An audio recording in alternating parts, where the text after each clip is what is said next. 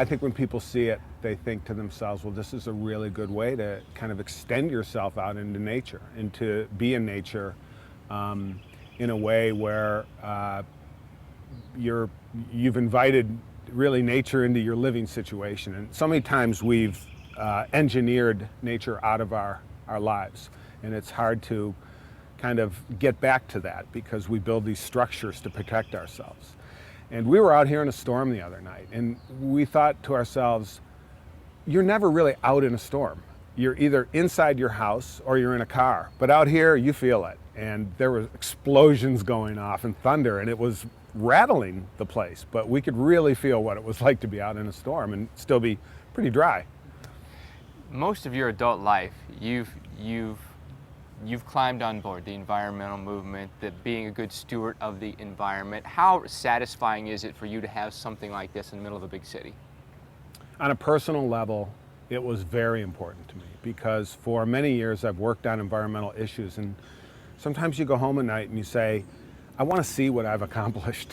You know that you're trying to move the ball a little bit down the field and that more and more people are being brought in and learning more about the environment and caring more about it, and we have very serious issues in front of us.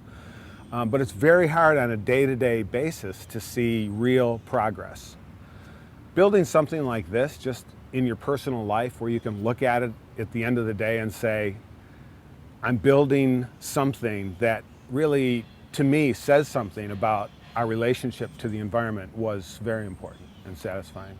One thing I found out about having these tree houses that I didn't expect, it's very important to have some place in your life that's a bit of a retreat from everything that's going on in your life.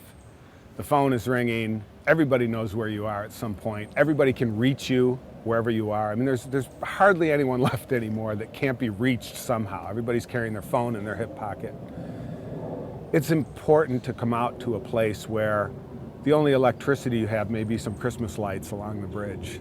No refrigerator, no television, that you can just sit and just hear the birds, read, and not feel that there's all these alarms and electronics and other objects and instruments calling for your attention all the time.